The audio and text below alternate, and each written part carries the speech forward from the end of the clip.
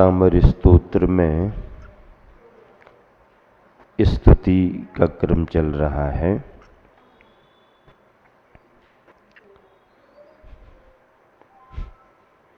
भगवान की भक्ति की जा रही है। भक्ति में भक्त अपने भावों से भाषा बना करके भगवान के गुणों का बखान करता है।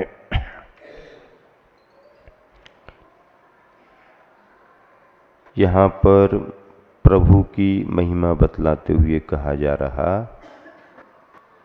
कि वे प्रभु कैसे थे। अचल मेरु सी प्रभु की स्थिरता,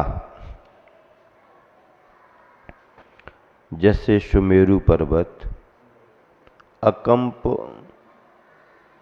एकदम स्थिर रहता है, वैसे प्रभु ध्यान की अवस्था में स्थिर रहते थे। उच्चारण करें। चित्रम किमत्र यदि ते त्रिदशांग नाभिर नीतम मनागपि मनोना विकार मार्गम कल्पांत काल मरुता चलिता चलेन किम मंदराद्रि शिखिरम चलितम कदाचित। एक साथ मिलकर के। चित्रम किमत्र यदि ते त्रिदशांगिनाभिर नीतम मनागपि मनो न विकार मार्ग कल्पांत काल मरुता चलिता चलेन किम मंदिराद्रि शिखिरम चलितम कदाचित। नीचे देखें। यदि ते मनः आपका मन त्रिदशांगना भी त्रिदश अंगना, त्रिदश देवों को कहा जाता, अंगना उनकी देवियां। देवांगनाओं के द्वारा मनाक अपि थोड़े भी विकार मार्ग विकार भाव को न नीतम प्राप्त नहीं कराया जा सका, तरही तो अत्र इसमें चित्रम किम आश्चर्य ही क्या है। चलिता चलेने, चलित अचलेने,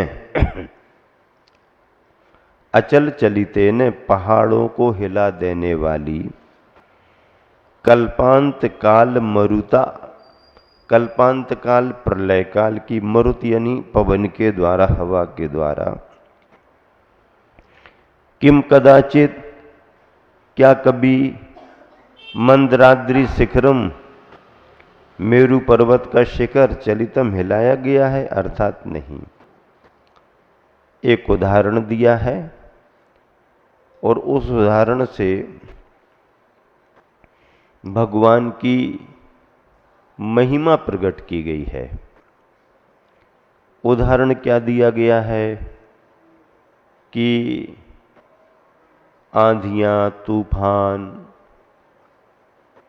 और उनमें भी प्रलय काल जैसी विशेष हवा पहाड़ों को तो हिला सकती है, पेड़ पौधों को गिरा सकती है। पहाड़ से हिलते नहीं हैं, लेकिन अब प्रलय काल जैसी हवा बहने लगे। प्रलय काल जानते क्या कहलाता? प्रलय काल किसे कहते हैं? छठे काल के अंत में जब प्रकृति नष्ट होने को होती है तब 7-7 दिन की 7 कुवृष्टियां होती हैं। कुवृष्टि, वृष्टि हुई है लेकिन अच्छी नहीं हुई। उससे क्या होता है? उससे पेड़ पौधे समाप्त हो जाते हैं, पशु पक्षी समाप्त हो जाते हैं, मनुष्य भी चपेट में आ जाते हैं। कुछ मनुष्यों के लिए, प्राणियों के लिए विद्याधर लोग उठा करके विजयार्थ की गुफाओं में छिपा देते हैं, कुछ अपने पुरुषार्थ से भाग करके छिप जाते हैं। प्रकृति पूरी नष्ट हो जाती है। ये प्रकृति कब नष्ट होती है?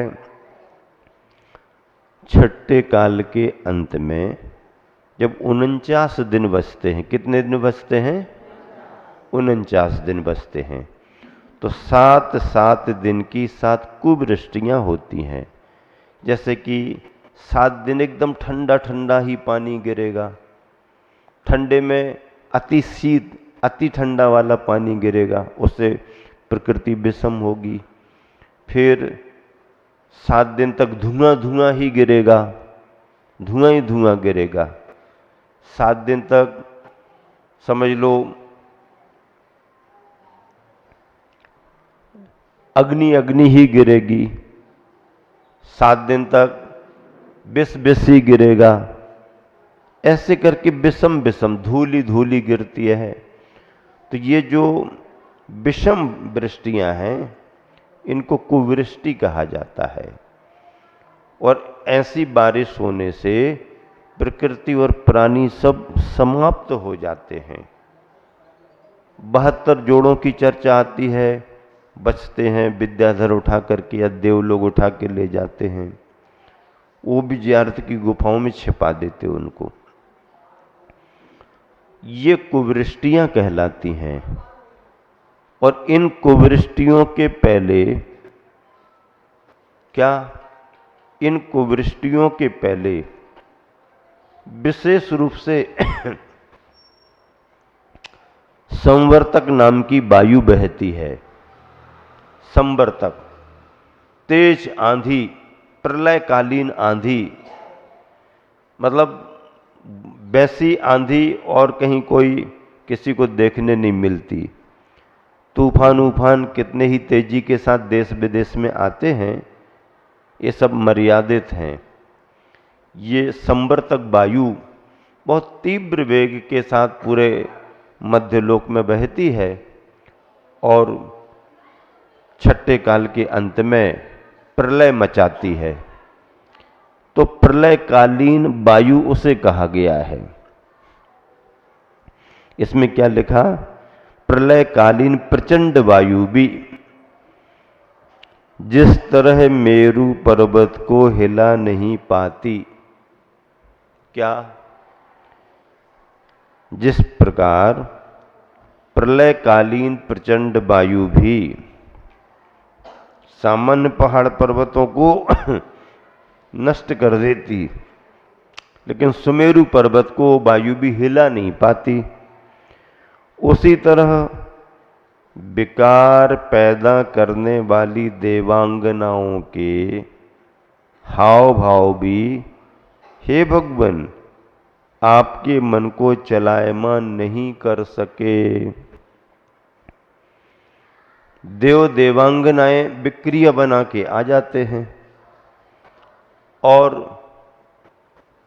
अगर वो चाहें तो अनेक प्रकार के रूप बना बना करके और वो अपना प्रयोजन साध सकते हैं।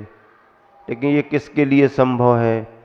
सामान्य जन उनसे प्रभावित हो सकते हैं, लेकिन जो तीर्थनाथ हैं, तीर्थंकर बनने वाले हैं, मुनि अवस्था में ध्यान कर रहे हैं, उनकी परीक्षा लेने को भी आ जाएं, उनके यहाँ भी उपद्रव उपसर्ग अगर वो कर, तो जो तीर्थनाथ होते हैं उन्हें कोई चलायमान नहीं कर सकता। पार्श्वनाथ मुनि महाराज पर कमठ के जीव संबर नाम के ज्योतिषी देव ने कितना उपसर्ग किया? लगातार 7 दिन किया। कितने दिन किया? और क्या क्या भगवान के ऊपर गिराया, मुनिराज के ऊपर गिराया, जो कर सकता था सब किया। फिर भी पार्श्वनाथ भगवान अभी चल रहे और परिणाम क्या निकला कि मुनिराज पार्श्वनाथ को केवल ज्ञान हुआ और कमठ हार गया।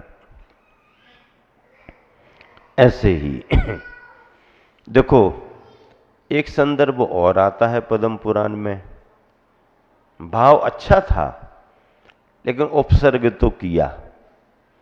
जब रामचंद्र जी मुनिराज बनकर के ध्यान कर रहे थे, रामचंद्र जी ने मुनि दीक्षा ली।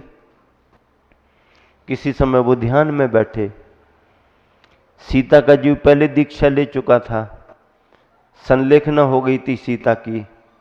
सीता स्वर्ग में प्रतीन्द्र हुई।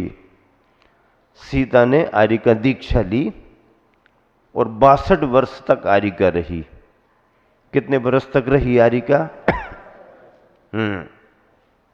दीक्षा लेने के बाद 62 वर्ष तक वो आर्य का रही। और उन 62 वर्षों के उस तप काल में अंत में 33 दिन की उसने संलेखना ली। संलेखना कितने दिन की हुई उसकी? हाँ, 33 दिन की उसकी संलेखना हुई। 62 वर्ष तक उसने तप किया और स्वर्ग में गई, प्रतीन्द्र बनी। अब जब उसने अवधि ज्ञान से ये जाना कि रामचंद्र जी मुनि बने हुए हैं और उत्कृष्ट ध्यान कर रहे हैं, अगर इनका ध्यान इसी क्रम से चला तो कर्मों का क्षय करके इसी भव में अभी अभी मोक्ष चले जाएंगे। क्या करें? अगर ये मोक्ष चले गए तो हम स्वर्ग में ही रह जाएंगे। हम मोक्ष कब जाएंगे? अभी स्वर्ग से तो मोक्ष जा नहीं सकते।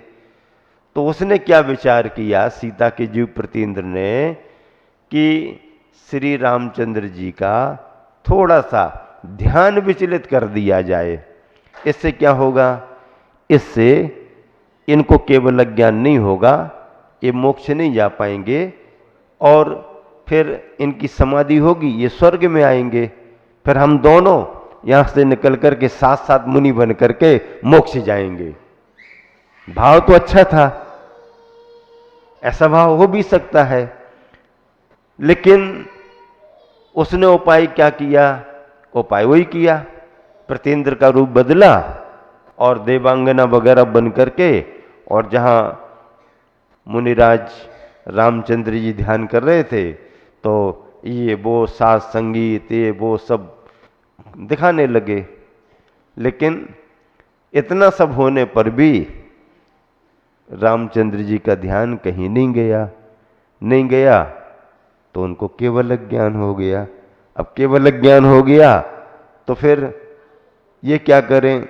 इन्होंने विक्रिया बदल ली और विक्रिया बदल के सारी बात बताई और फिर क्षमा याचना की और भाव किया कि मेरे भाव ये थे कि आपके साथ हमारी भी मुक्ति हो।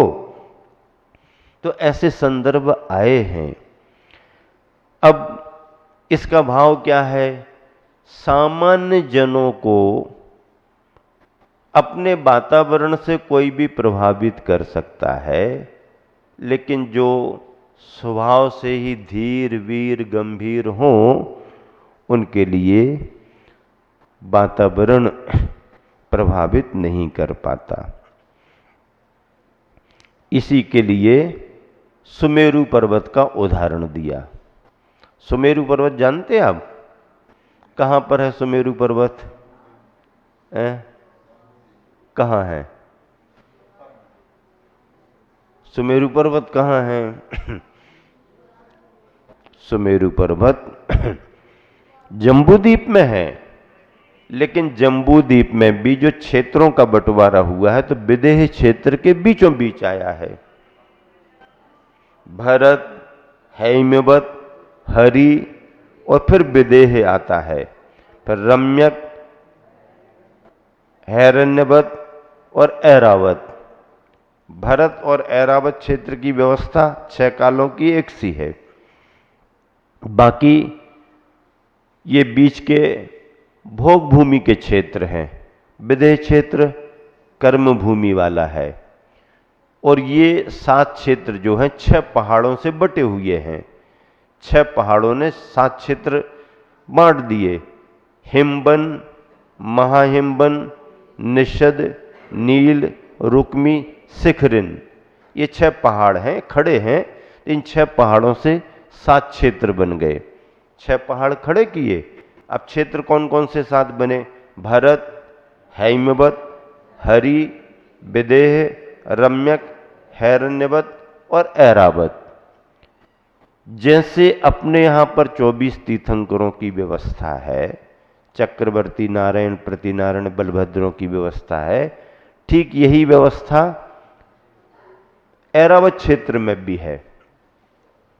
विदेह क्षेत्र में भी तीर्थंकर हैं, वहां भी चक्रवर्ती आदि हैं।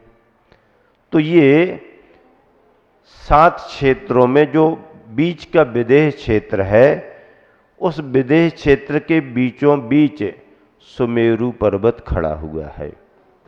ये जम्बूद्वीप का सुमेरु पर्वत है। क्योंकि हम पढ़ रहे हैं, अपने यहां के आचार्यों ने लिखा, इसलिए सुमेरु पर्वत की बात की। अब ऐसे ही सुमेरु पर्वत, हाँ, धातकी खंड और पुष्करार्ध में भी हैं। तो धातकी खंड, अब यहां जम्बूद्वीप में एक है, तो धातकी खंड में 2 रहेंगे, क्योंकि गोलाकार है तो 2 आ जाएंगे। पर पुष्कर द्वीप आधा है तो 2 वहां चले जाएंगे। ऐसे पंचमेरुओं के नाम भी जानते होंगे आप लोग, हाँ जानते होंगे। तो इस तरह से आचार्य प्रवर मानतुंग जी कह रहे हैं कि भगवान, सामान्य पहाड़ पर्वतों को तो कोई भी आंधी तूफान हिला सकता है, लेकिन सुमेरु पर्वत को तो प्रलयकालीन प्रचंड वायु भी नहीं हिला सकती। इसलिए हे प्रभु, आप सुमेरु पर्वत के समान अचल हो। दोहा देखो, मिलान करो। चित्त न प्रभु का हर सकी, सुरति ये विस्मय कौन। गिरि गिरते पर मेरु ना, हिले प्रलय पापौन। हिले प्रलय पापौन।